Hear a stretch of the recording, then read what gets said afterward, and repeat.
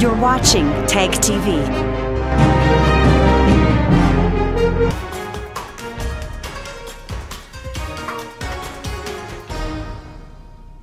Hello viewers, I'm your host Uzma Jafri with another episode of South Asia Focus. Let's begin the show with India, which hosted a two-day informal meeting of World Trade Organization in New Delhi. Delegates from as many as 52 countries participated in the event that provided an opportunity to freely discuss the prevailing complex trade issues around the globe. A report.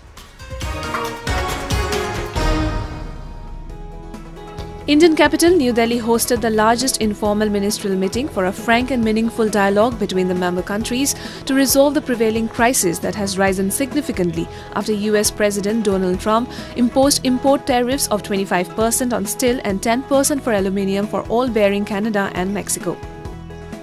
Indian Trade Minister Suresh Prabhu, expressing his concerns on the harm posed by unilateral trade actions by some countries that had caused a global outcry, said that the role of the World Trade Organization had become even more important as it had to ensure the growth of global trade that benefits all countries.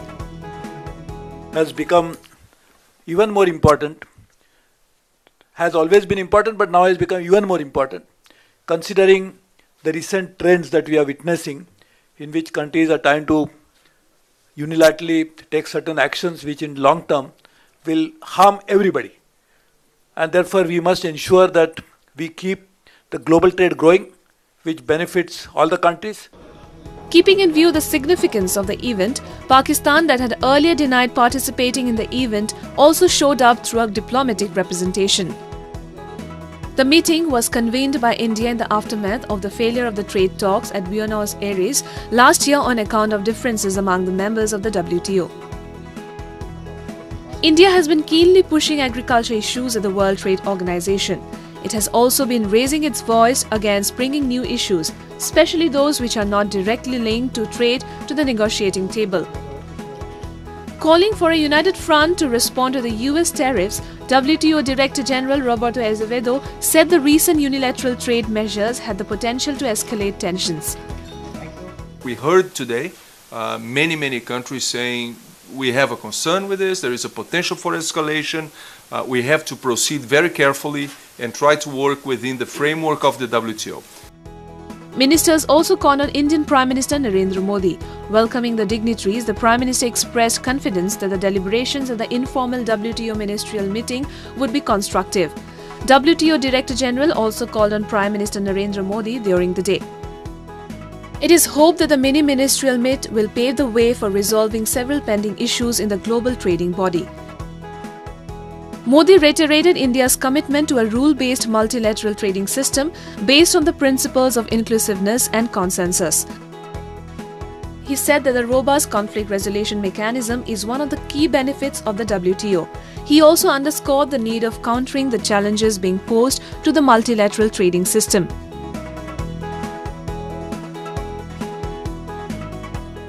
India has said that it will take up the issue of trade protectionism measures imposed by the United States through a bilateral dialogue. Moving on to the illegally occupied Kashmir region of Pakistan, where in a dastardly and cowardly act of violence, the state police opened fire at a peaceful demonstration held by locals commemorating the Kashmir Day. The protesters were demanding freedom from the clutches of Pakistan.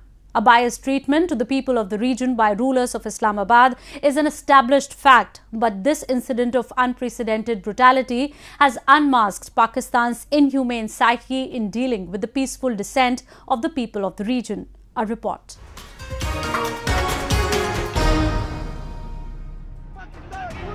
Naeem Butt, a Jammu Kashmir Liberation Front activist who was grievously injured in the open firing of Pakistani police, succumbed to his injuries in hospital in Pakistani capital Islamabad. His offence was that he sloganeered and voiced his grief against repressive Pakistan administration during the Kashmir Day event in the Pakistan-occupied Kashmir.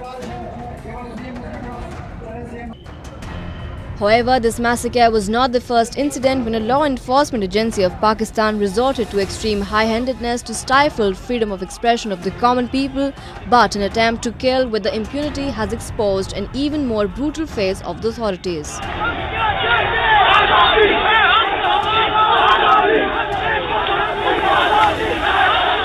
People from all walks of life have vehemently condemned the action of the police while seeking an immediate probe into the matter. Sardar Shaukat Ali Kashmiri, chairman of United Kashmir People's National Party, expressing grief over the incident, said locals were subjected to Islamabad-sponsored carnage on an everyday basis. और चूंकि ये जो 16 मार्च है ये state of Jammu Kashmir का foundation day है, तो इस फाउंडेशन डे पे कुछ लोग जो है वो इसको सेलिब्रेट कर रहे थे। जैसे United Kashmir People's National Party ने इस डे को सेलिब्रेट करने का पहले से ऐलान किया हुआ था, तो कुछ लोगों ने इस दिन को एक अमन के दिन के तौर पर लिया कि हमारी रियासत में अमन होना चाहिए, लोगों को पुरअमन ज़िंदगी बसर करने के मौके मुहैया किया जाना चाहिए। लेकिन बदकिस्मती से पाकिस्तान और उसकी सिक्योरिटी फोर्सेस ने इस अमन मार्च पे भी गोलियां चला के लोगों को ज़ख्मी करके जो है तो ये बताया है कि यहाँ अमन हमारी ख्वाहिशों के ताबे है, आप अमन की ख्वाहिश नहीं कर सकते। An American attitude, blatant human rights violations and brute repression of reasonable voices have been the story of the region for the past 7 decades, and it's only getting worse with the time. Tahira Tawqir, a women wing leader of the Jammu and Kashmir Liberation Front who got critically injured after being shot in the eye during the incident, said that it was a preconceived and willful act of terror meted out to repress the voice demanding freedom. Azad Kashmir हुकूमत की तरफ से पुंछ इंतज़ामिया ने जो अपना एक किरदार अदा किया, इसमें वो इंतहाई शर्मनाक है। हम इसकी पुरज़ोर मज़म्मत करते हैं। किसी किस्म का कोई ऐसा सीन वहाँ पे नहीं था कि लोगों के ऊपर इस तरह खुली जो है वो फायरिंग की जाती और शेल फेंके जाते, और कुछ लोग एक गलत फहमी की बिना पे पुल की पार लोग चले भी गए थे, लेकिन वो अपनी क़यादत के बुलाने पे तमाम के तमाम लोग वापस आ गए थे। उसके बाद पुलिस ने ये जो है सारा सिलसिला शुरू किया जो बहुत शर्मनाक था। इन्होंने इतनी शर्म नहीं की कि इस मार्च के अंदर ख़वातीन हैं, छोटे छोटे बच्चे हैं, बुज़ुर्ग लोग जो हैं वो मौजूद थे, बड़ी तादाद में नौजवान मौजूद थे। इसके बावजूद इन्होंने खुली फायरिंग की। These people have been marginalized from the political and social discourse of Pakistan. Although Pakistan has repeatedly claimed the region and people to be its own for years, but the fact remains that these people are second-class citizens for Islamabad who can be sacrificed at any moment to meet the strategic or vicious needs of Pakistan. It is high time that the international community takes cognizance of the rising human rights violations against these people. Moving on to Afghanistan, where a suicide bomber blew himself up near a shrine in the capital city of Kabul, killing at least 36 people and wounding dozens. The attack took place as the Afghan capital celebrated the Nowruz holiday, marking the start of the Persian New Year. A report.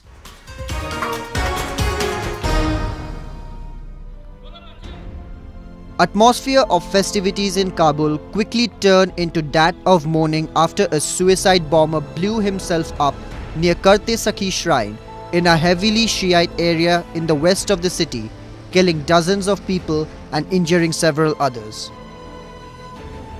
The explosion underlined the threat to the city from militant attacks, despite government promises to tighten security in the wake of an attack in central Kabul that killed around 100 people in January.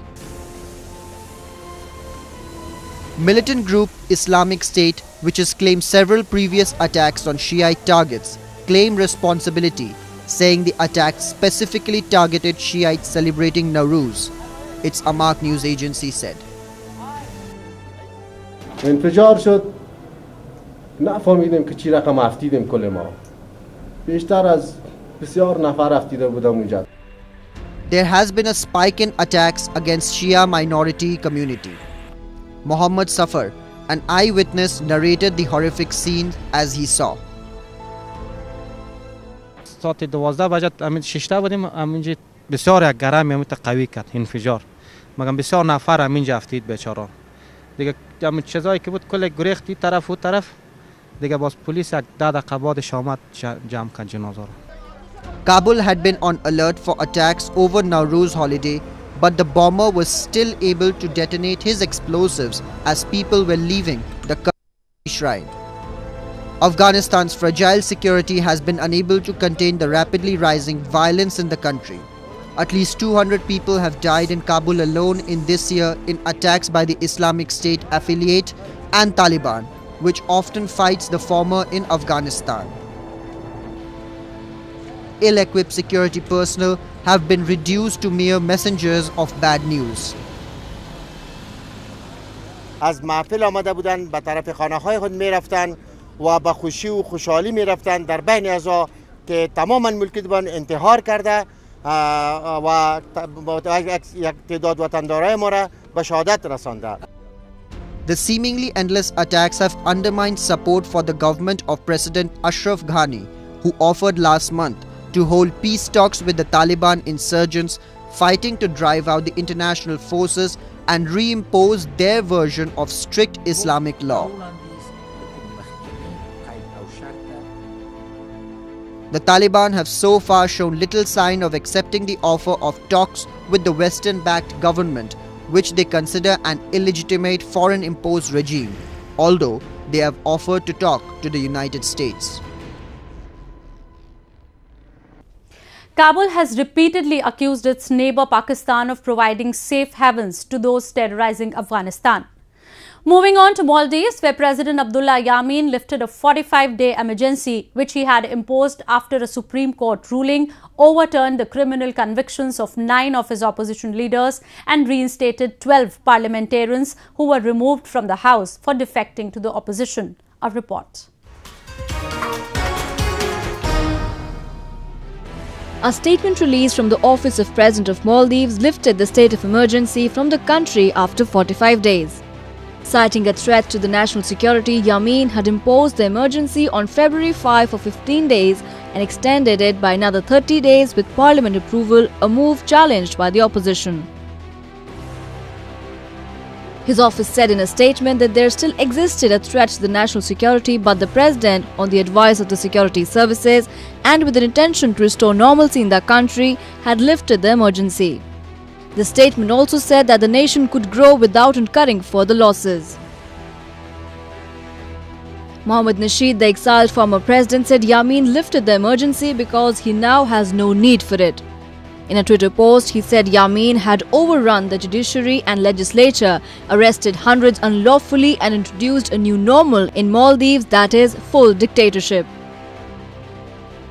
Meanwhile, India released an official statement welcoming the revocation of the state of emergency and asked Maldivian government to restore all articles of the constitution to allow the Supreme Court and other branches of the judiciary to operate in full independence to promote and support the free and proper functioning of the parliament. Despite revoking the state of emergency, an indirect crackdown against the political opponents of the president continues as hundreds of dissidents have been thrown in jail and strong charges have been levelled against them.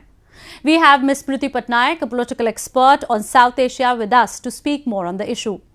Ms. Patnaik, do you think the state of emergency has been revoked in its true sense, as former President Gayoom, Chief Justice and other judges will still face the trial for terrorism? I think yes, the emergency has been lifted after 45 days, but the problem is that he has already dealt with all his political opponents. So therefore, in that sense, lifting of the emergency actually is not bringing back the fundamental freedoms of speech and expression, which can be used by the political opposition to actually deal with the current President Abdullah Yameen's regime. As accused by former President Nasheed, do you think Abdullah Yameen has achieved his objective by throwing his opponents in jail and suspending a section of Supreme Court ruling that went against him? Not just by, arresting his political opponents, and especially the former Chief Justice of Maldivian Supreme Court, as well as his President Gayoom, who was the former president and at one point of time was ally of Mr. Abdullah Yameen. So therefore, he has already dealt with the opposition, and he was fearing that from the Supreme Court, if there could be some kind of political opposition, he has already replaced the Chief Justice. So my contention is basically he has achieved his objectives, but the thing is that as long as the Maldivian National Army supports the regime, I think he is going to stay in power. How do you analyze the political developments in South Asia where two countries, Maldives and Sri Lanka, have restored normalcy within a week? I think the two countries, the reason for Maldives to impose emergency and the reason for Sri Lanka to impose emergency is completely different. In the context of Maldives, the emergency was imposed to deal with the political opposition and at least, to depose off the former Chief Justice of the Supreme Court who had given that verdict of freeing the political opponent. So it had much more political content in terms of the regime which is trying to deal with the political opposition by putting some of the people behind the bar, and so that in the next election he actually does not face any kind of opposition from the main opposition party. Whereas in the context of Sri Lanka, if you see, yes, there was the emergency because of if you have seen the religious violence which took place in Maldives. So in a sense, both the countries are back to being normal after the state of emergency has been lifted. Thank you, Ms. Patnaik. Moving on to the sprawling camps of Cox's Bazar in Bangladesh, where the construction work under the supervision of United Nations High Commissioner for Refugees UNHCR is underway in Rohingya refugee camps for the upcoming monsoon season. Hundreds of thousands of refugees have been staying in the camps since August last year after a military offensive launched by the Myanmar military forced them to leave their homes in Rakhine.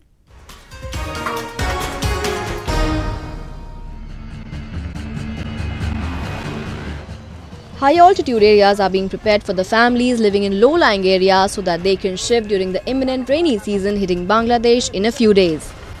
Canals are being cleared to minimize flooding, which severely affects parts of Bangladesh in this region every year. UNHCR says that it is in negotiations with the Bangladesh government to relocate refugees who are likely to face the brunt once it starts precipitating in the country. It has already relocated 620 families so far in the Kutupalong refugee camp to safer parts of the settlement. Now the Kutupalong is the world's biggest mega camp, and more than 600,000 people live here. And upcoming monsoon, there is a probability of landslide and waterlogging. So we have to shift it to some vulnerable families from Kutupalong area to the new safe places. Government acquired 123 acres of land for their relocations, and with the support of the UNHCR, we have to develop this area, and you see what is happening there. Meanwhile, some elderly refugees arrived in the Cox's Bazar accusing Myanmar of keeping them in the captivity for months. However, it was not immediately clear what the refugees were arrested for in their hometown in Mongdor, but they said the Myanmar military called for them to gather at a school field in November 2016 and allegedly detained forcefully, injuring some residents seriously by breaking their legs and hands. 95-year-old Oli Ahmed said he was detained along with family members and spent 1.5 years in jail in terrible conditions before being released earlier this month on March 5. military তারা দিল্লা গুলি গুলি মারে দে বেশি গুলি করে মারে তারা তো গুলি মারে আড়াই মিনিট ধরা করি নারাইজি হেমি কেউরি খল্লা তুলি তুলে নেওয়ারি সব মাঝে রাষ্ট্রের মাঝি কৃষ্ণ রেখি 11 নম্বর কি 17 নাকি 16 আর ফোয়া দুয়া আর বাই দুয়া আর বাই তো গোয়া আর হাজামর বেগুনে হাইজন পর্যন্ত আছে এটা দত বেশি মাঝি বার্তা তো নদে তাহলে ভিন্ন ইয়ার আর রাজা মন্ডল হয়ে ইতারা হোকে নিয়ে Hare Hare He added that his brothers and sons were still in jail. Another resident of Mongdor, Rashid Ahmed, said they were initially detained without food and water before being placed in jail for over a year. He said the prison released the sick and the elderly in March. They said they had no choice but to flee to the refugee camps in Bangladesh because their homes in Myanmar had been looted and razed to the ground. The UN says nearly 700,000 Muslim Rohingya have fled Buddhist-majority Myanmar to Bangladesh after militant attacks in August sparked a crackdown led by security forces in Rakhine State that the UN and United States have said constitutes ethnic cleansing. Myanmar has repeatedly denied reports implicating soldiers in widespread abuses of Rohingya civilians, particularly in Mongdo, a border district in western Rakhine State. There was a deal signed between Myanmar and Bangladesh for repatriation of refugees. However, it didn't see any major progress owing to documentation and other technical issues. Moving on to India, known for its rich and varied textile heritage, recently put a spectacular display of the hottest trends presented by some of the country's top designers, as it hosted the 31st edition of Amazon India Fashion Week in its capital city, New Delhi. The 5-day event showcased some of the beautiful collections by almost 100 designers.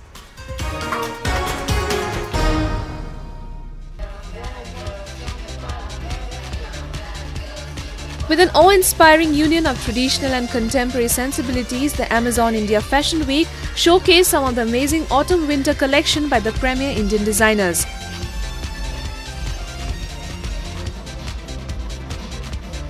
The Fashion Week began on a high note with the master collections of Sean Randhawa, the owner of Patin Heritage brand, and Anupama Dayal.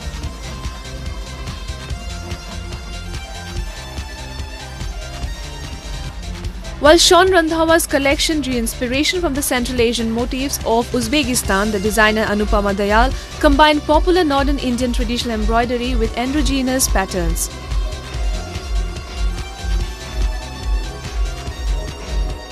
It's a Patin tradition to translate the embroideries into contemporary wear, make it relevant in today's lifestyle. So we've used Uzbek patterns, inspirations of embroideries.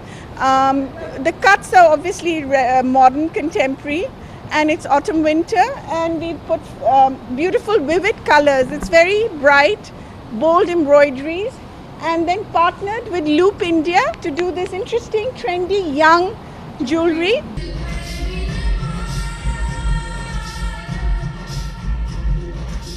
Similarly, on the second day, Bollywood actress Bipasha Basu raised the temperatures as she dazzled the ramp for designer Karishma Sondhi, wearing a beautiful embellished pastel red lehenga.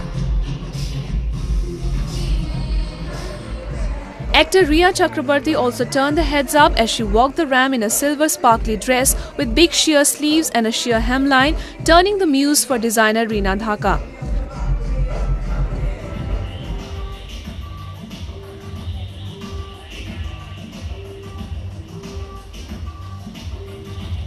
Ensembles made using natural fabrics reigned supreme on the third day of the Fashion Week.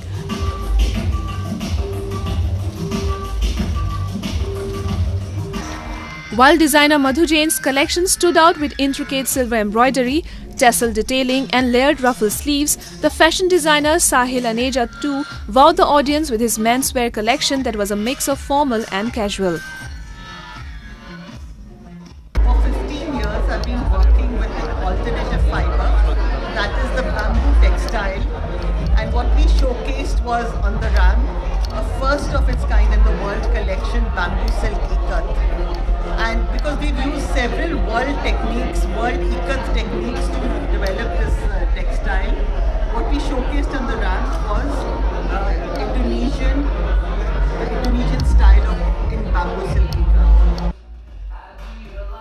Vibrant fabrics, geometric prints, luxurious menswear, ranging from silk to velvet dominated the collection on the fourth day as designers Siddharth Teitler and Gautam Gupta of brand Achur present their autumn-winter collection. Overall, the Amazon India Fashion Week posed a great occasion for the fashionistas who got to witness the exuberant collection of around 100 fashion doyens adorned by models and celebrities alike.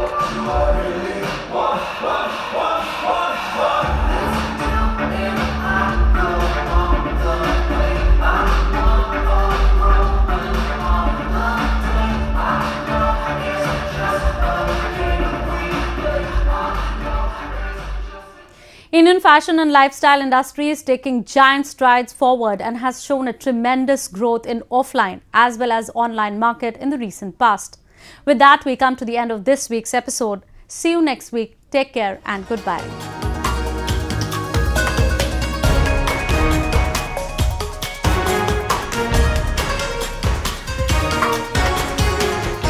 You're watching TAG TV.